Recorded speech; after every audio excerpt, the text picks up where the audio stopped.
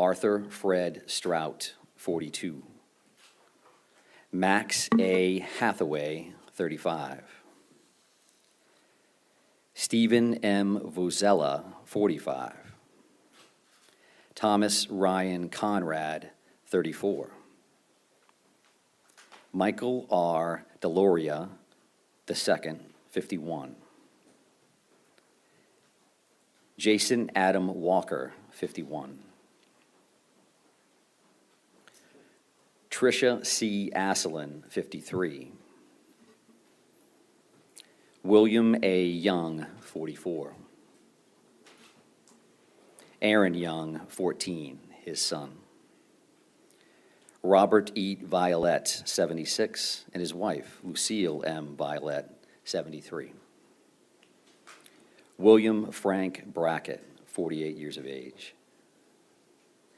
Keith D. McNair, 64. Just have a moment of silence. Thank you.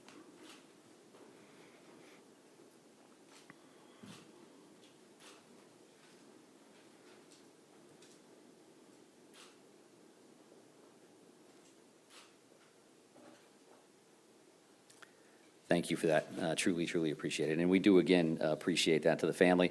They did give us those photos. I did not, however, have any of the family members pronounce any of those last names, so certainly no disrespect intended if in any way screwed up the pronunciation.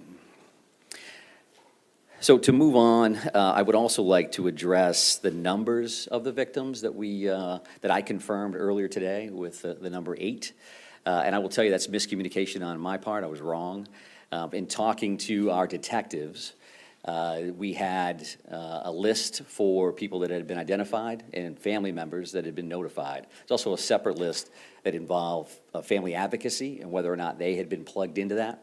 So the reality here is that all 18 of those victims, everybody that we listed here today, everybody has been identified and their families have been notified. So we were in contact with them. I would expect some more information later tonight, and I'll definitely talk about it tomorrow morning at 10, reference to Family Information Center, a new location, and some material around that, exactly what services will be available at that particular time. But I definitely wanted to make sure that I correct that mistake from earlier. So several other updates from this morning's briefing. I know that Shannon has sent along the aerial maps that we showed or tried to show here on the board, so you have received those.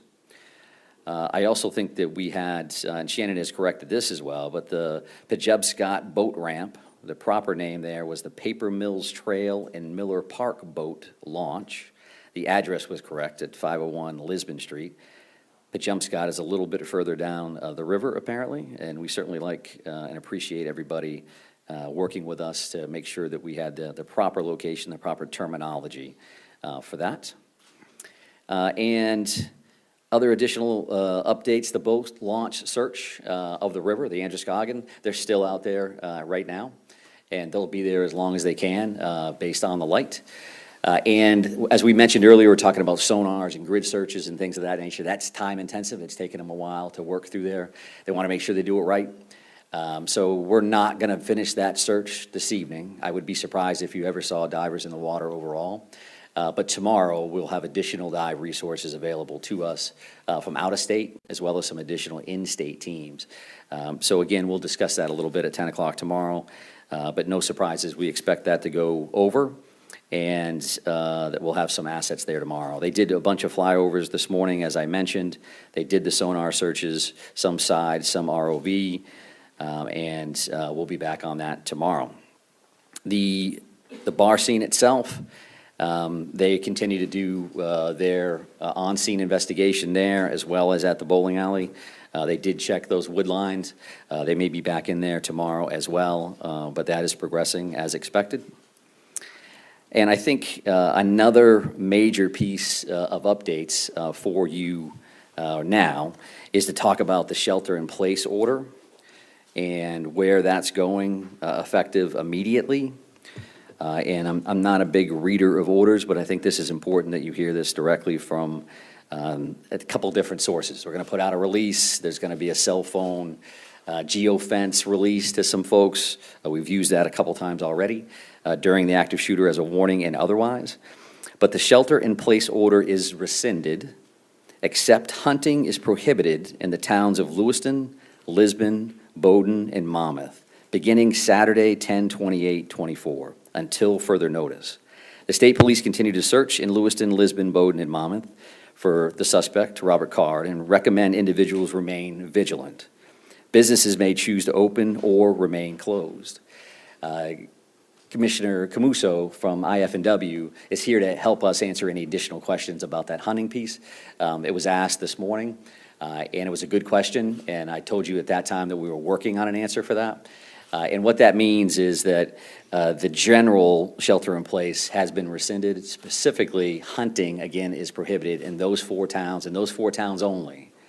And it's important that I mention that because the rest of the state is allowed to continue with their resident-only day on Saturday, tomorrow. And what does that mean? That means that there are going to be communities that hear gunshots from time to time because they're going to be hunting. So we would ask everybody to use caution in that and not think that every one of those gunshots is directly regarding this particular crisis situation, this investigation. So clearly, if they're suspicious, if they're concerned, they could certainly call their local agencies. But I would ask them to think about that, where they're located, when do they hear that?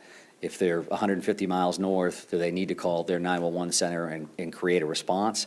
And I think I would say no to that unless they have another set of facts, a fact pattern that would believe them that there's a direct connection between that gunfire and what they've heard to this point. So we had mentioned why we made that decision initially because of the crisis and the situation that we had. Those 4 towns in particular, clearly with Lewiston and the 2 tragic situations here, the 2 locations we've already talked about. And then you have Lisbon with the boat launch, Bowdoin where the suspect live. In Monmouth, there's other family connections in that particular area as well. So this is not to say that the crisis is over, the emergency is done, we can go about our lives as life is good. We want our folks, we want our residents to remain vigilant and to pay attention to what we share for information. I again focus on what we share is in the Department of Public Safety in the city of Lewiston because we continue to see a lot of information from a lot of different places that is far from accurate. I would also say in that regard, when we say that we're going to meet you here at 10, we're going to meet you here at 10. And when we say we're going to notify you, we are going to notify you in the afternoon if we're going to get together and what time that is. I just encourage you to believe that until I prove you wrong, and I won't. And I say that because we've heard some other stuff. There's going to be a press conference at 1 o'clock. And then our PIO, who's incredibly busy, gets 100 emails that says, is it going to be 1 o'clock or is it going to be this? And you've got a job to do, I get it. And we're trying to help you do your job. And if you could help us do our job, that would be greatly, greatly appreciated. So that is some of those pieces for updates from what we worked on this morning. A couple of additional things. Neighborhood canvases, as an example. I did not speak to that. So we talked about large deployments of officers in various locations. What would that look like? Neighborhood canvases could be a couple of officers knocking on a door. And that's going to be happening at various locations around this particular area in multiple towns. Again, if somebody's using their own common sense and they say that doesn't seem right, then sure, call. But you could have 2 uniformed officers or 2 officers with clearly displayed badges jumping out of a marked car to come talk to you as detectives. There was a question this morning around arrival times at the 2 locations, and we had done some research on that, which was hot off the presses walking out the door to come here today. So spare time, as we had mentioned earlier, that initial 911 call occurred at 6:56 p.m. And by the CAD system, or the computer-aided dispatch system, so somebody calls in on a radio and they says, now I'm out at that location. The first Lewiston officer arrived based on that system at 7 p.m., so 4 minutes later. The reality there, however, is that there were 4 plainclothes police officers that were shooting on the range in that general area. They hear that call come in, and they're walking into the bar, or rather the bowling alley, in about a minute and a half. So they don't have radios, they weren't in uniform, they hear it as they're at the range, they respond to the address immediately, and then they address the threat and clear the building. For that same location, right, Spare Time, as an example, you have Lewiston, it's a self-contained police department, they work with everybody, so it's not uncommon to see the Maine State Police in town, but they don't have specific areas to patrol.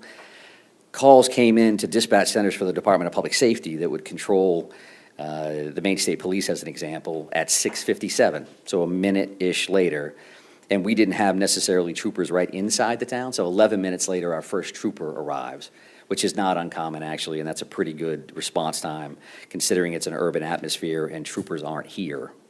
The second set of calls, as we've discussed, came in at 7:08, so this is the bar and grill. And the first Lewiston officer is responding there at 19:13 or 7:13 p.m., so 5 minutes later. And then really it becomes exponential after that, as an example. Should have mentioned this earlier, but Spare Time, a minute after those initial officers respond, 8 more are there. Now we're saying now everybody's starting to roll in at about the same time, and about 10 officers are responding to the bar and grill immediately thereafter. You got the first folks, and then people are just showing up from the police department and other locations. And that particular calls for service for the Maine State Police through Department of Public Safety dispatches, we got that second call at 7:10, about 2 minutes later than the Lewiston Center received it, and we had officers responding and arriving 3 minutes later. So why is that? They're already flying to the first address, and now we got a second call, and now they're diverting to that second call. So it's obviously they're in town, and they're running hard to that location. So those are the arrival times that I was asked about earlier today. I think based on the list that I made this morning, I think that's all we had for information. And I'll just call that kind of updates and follow-ups, things that I knew you were asking. There were some additional questions from the general public, which has been good for us to receive those through these, right? They get a chance to see stuff, and then they reach out and say, what does this mean? We had a bunch of people reach out about that shelter in place, and what does that mean, and what should I do, and what does that look like? And rather than answer those through conversations with city staff, city leadership, police chiefs, we decided to rescind that order again, but recommend that people remain vigilant as they move forward. So I do appreciate them reaching out, and all of that contact has something to do with our ultimate decision. Where do we go from here? So with that in mind, that's the information that I was asked and the information that I can update. We do have, I believe, the suspect picture up here as another piece. And the reason that we did this is because it's been quite some time. We've seen that photo, and you have a bunch of different photos. This, in fact, has more of the physical description of his height and weight, and his more official hair and eye color. You could guess at that based on some of the photos that you see, but why do that if we can directly give you that information? So if you could freshen up any material that you have there. It does again show that brown hooded sweatshirt and dark colored cargo pants that are in the photo that we had released earlier, which showed him walking in to Spare Time with that firearm. So I think that's the information that I wanted to get out to you today. I appreciate you coming back or holding on. I know you have long days and long nights, so that piece you were going to be around anyway, I'm sure. But I am, again, happy to try to take some questions and answers. The chief is here as well, but we did want to keep this tight from an operational standpoint. So, yes, sir. Go back to the timeline. Yeah. 4 officers who were at the range, I think, right? So can you just go over that again? Yeah, sure. So officers are required to qualify a certain number of times a year, right? So in this particular instance, the officers are in plain clothes. They're shooting at a range right around the corner. The call comes in. They hear that, and they're going to respond, which just speaks to when these things happen, everybody's going. You could be a detective, the chief's bailing out of the station, you could be wherever. Everybody goes. So being Lewiston officers, they go, we know where that is. Everybody gets in the car, and they immediately go to Spare Time to help in any way they can, not knowing that, in fact, they're going to be the closest there and the first out. So that cuts almost 2.5 minutes off the original or the initial uniformed police officer's response. And that's not uncommon from a police standpoint. Sometimes you got months where you're thinking, boy, I'm right around the corner when all this stuff happens. And sometimes I'm on the other side of the city when other stuff happens. We're very, very lucky that the officers were that close, because I think you save lives with time responses. And in an urban atmosphere, depending on where everybody is and how busy the night is, that response could have been much longer than that. Sir, Yes, sir. Have there been any credible sightings of the suspect by either law enforcement or the public since the shooting took place? Yeah, so we have, again, 530-plus tips and leads that have come in. Some of those have been sightings, some of those have been, and I would say as simple as, but hey, I've got a vacant house that's in this location. I own a barn that I'm afraid to go to. There's something over here that concerns me. So those things run the gamut. And I'm also going to use that opportunity to the FBI supervisory agent in charge, Jody Cohen, who has been with us during these press conferences. We gave that digital video information out this morning. There's already well over 100 entries in that system. So that means you're putting that information out, and the general public is grabbing hold of that, wanting to be involved, and sending that information in. So I thank you for that, and we certainly thank the FBI for their assistance with that kind of material. So we've got all kinds of, if somebody may say, somebody. Has law enforcement seen him in the last 2 days? We have not. Law enforcement has not seen him in the last 2 days. But again, in that stack of that 500 plus, you may have somebody that says, hey, we see somebody that looks like that. So we have not, but go ahead, ma'am. Can you confirm that the note found at the suspect's home is a suicide note? I- Does that have something to do with lifting the sheltering place? Yeah, I cannot, and I'm not going to speak to the note itself. I acknowledge the fact that a note existed this morning, but I'm not going to get into exactly what it contained. But, sir?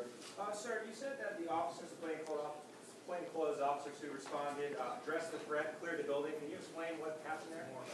Sure. When I say address the threat, they're going in the door addressing an active shooter. So they're going in prepared to do whatever they need to do to make that scene safe. On that particular time, the suspect is no longer there.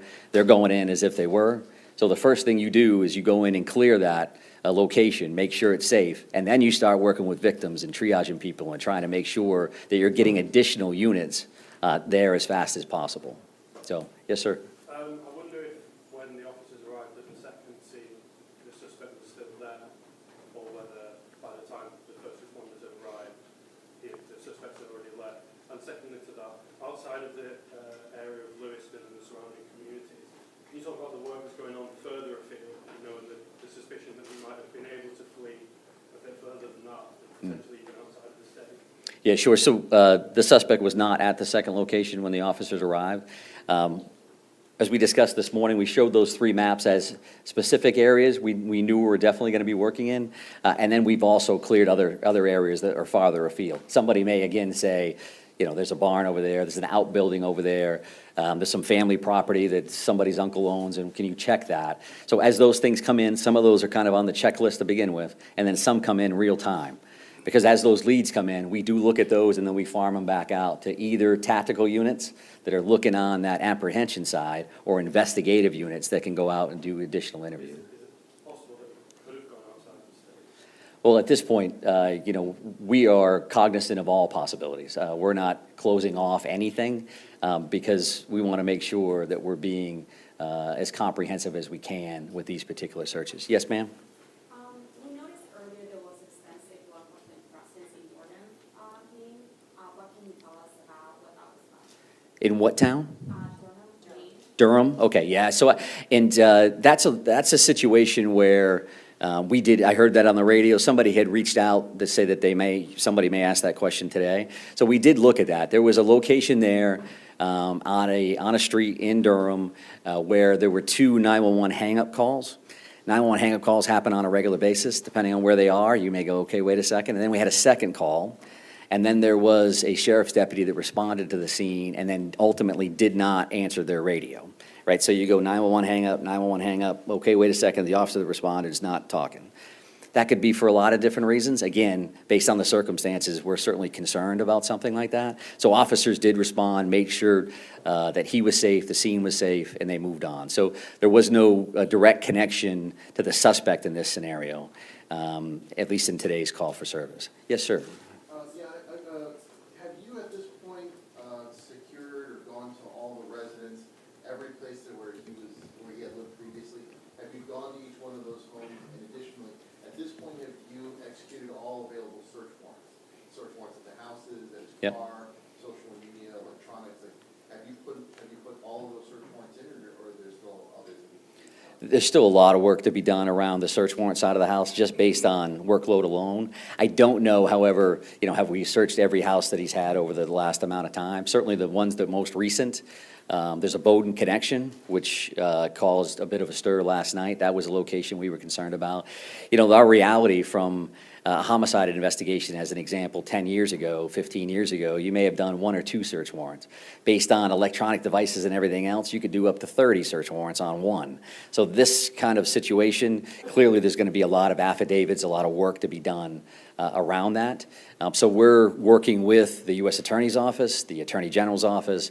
Federal entities are assisting with these warrants. That's an all hands on deck. You just never know, I'm going to open this device and that's going to be the one, right? So we farmed that out to make sure we're making as much progress as possible. And I'm sorry for waiting. Go ahead. Yeah, no worries. By the end of this weekend, temperatures are supposed to plunge in the area. How is that going to complicate the search, or are you hoping this actually might help investigators and be a problem for your suspect? Yeah, so I think that goes in 2 different directions, right? We certainly have a lot of resources coming for the river tomorrow, because it would be nicer if it's sunnier, you can get a better look into the water. So that's one angle. If it's colder, there's an argument to be made that your thermo style of equipment, where you're looking for body temperatures or heat signatures, may work better in that scenario. So it does definitely vary. If it's cold for the suspect, it's certainly cold for our officers as well, and all those different things. We're certainly prepared and willing to do all those things, but that's where we're at. So yes, sir. Can you discuss some of the reasoning behind why you removed the shelter-in-place orders in this 4 towns where you acknowledged you're still actively searching? And secondly, do we know how many weapons Card had or has in his possession? The second question is no, I don't know how many he has or had. If there are weapons within that residence, that'll be part of the search warrant and counting those things out. And the decision to release that or rescind that shelter-in-place order is something that we've discussed internally as command staff members at the CP, and saying, okay, we're looking at pros and cons, right? We've got communities that are locked down, that are shut down.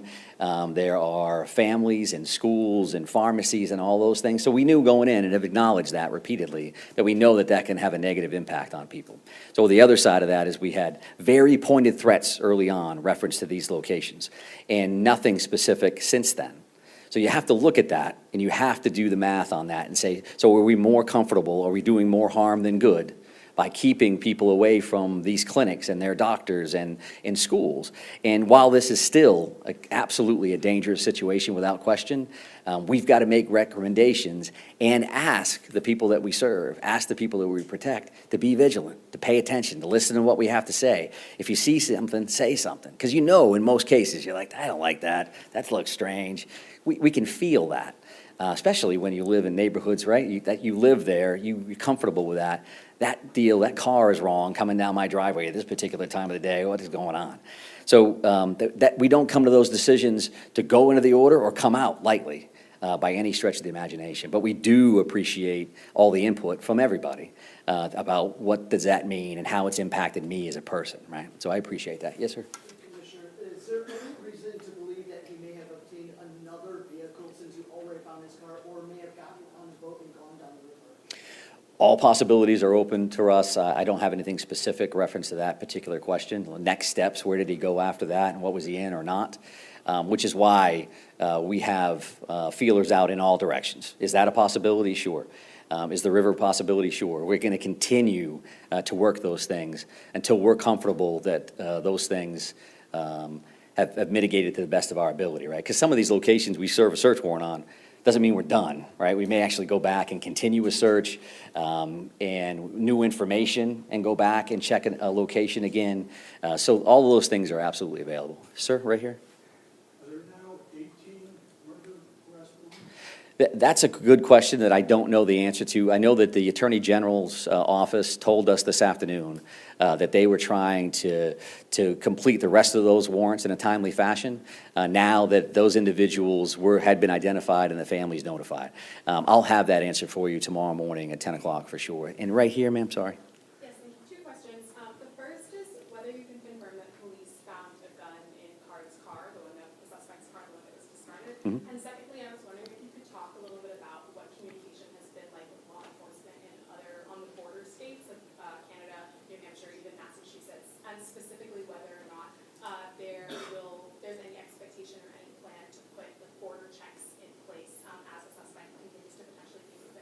Yeah, sure. So we won't speak to evidence, specific evidence. Did you find something here? Did you find something there? I completely understand why the question is valid, but it's not something we're prepared to talk about, certainly this early on in an investigation. I can tell you that I've been in contact with all of our border states or country. New Brunswick reached out to the governor. The commissioners from our border states reached out to me immediately the day of and have reached out to me multiple times since then.